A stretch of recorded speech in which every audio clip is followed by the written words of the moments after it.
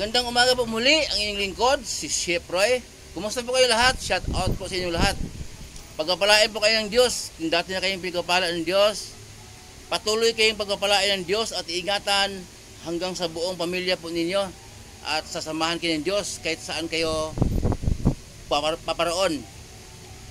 Iingatan kayo ng Diyos, pagpapalain kayo ng Diyos sa mga trabahong pinasukan ninyo, sa mga pinagkakitaan yung hanap buhay o anumang negosyo na pinagkakitaan ninyo ayon sa kalooban ng Diyos. Pagpapalain kayo ng Diyos. Sa umaga pong ito, mayroon akong babasahin sa inyo po.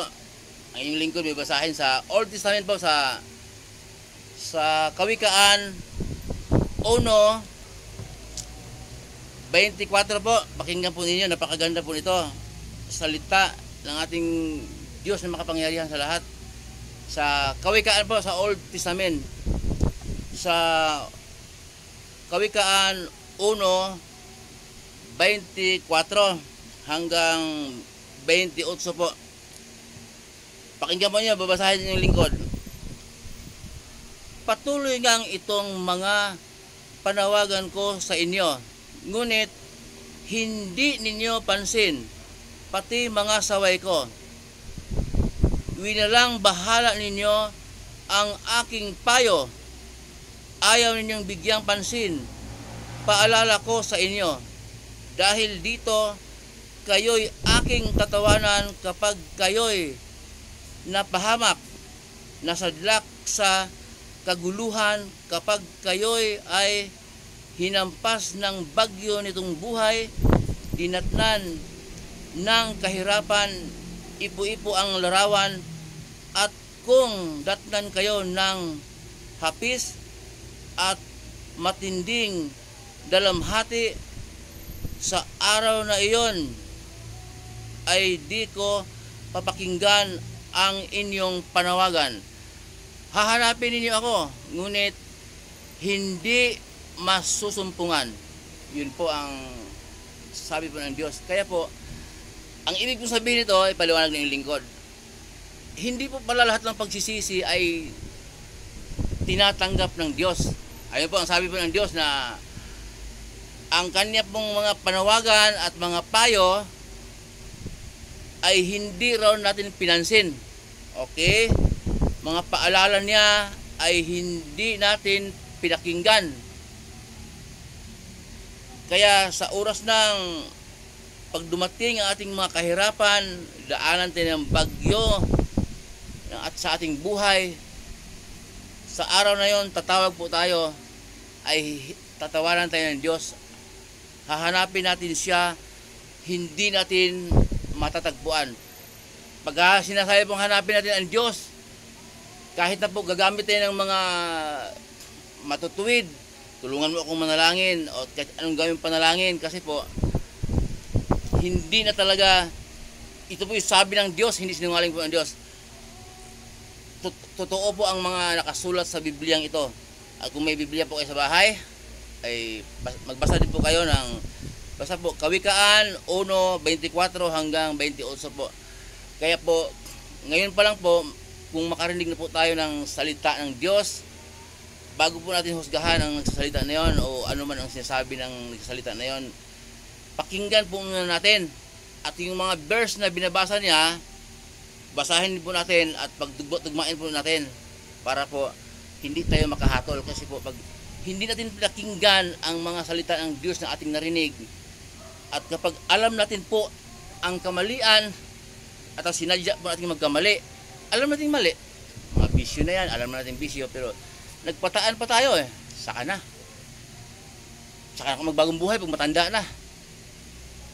Kung paano pong huli na ang lahat, gaya po itong salita ng Diyos, ay ang sabi, patuloy nga itong aking panawagan, ngunit hindi ninyo pansin, pati aking mga saway, mga bagyo, lindol.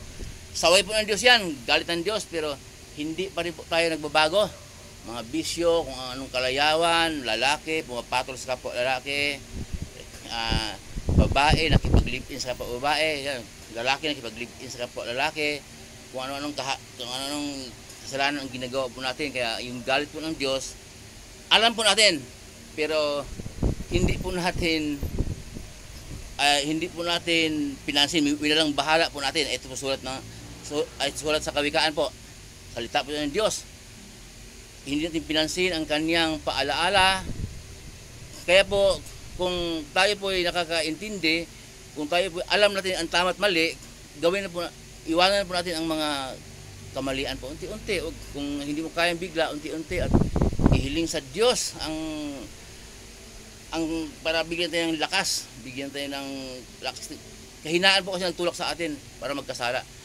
Kasi po yung sabi po ng iba, siyempre bakit noong ang ating Panginoong Jesus nakapako sa cross, dalawang magnanakaw yon, napagitnaan siya, ba't yung isang magnanakaw sabi, makasalanan niya, mula noong pinanganak siya hanggang sa lumaki siyang magnanakaw, makasalanan. Bakit nung sinabi niya na, Panginoon, huwag mo kalimutan kapag ikay naghahari na.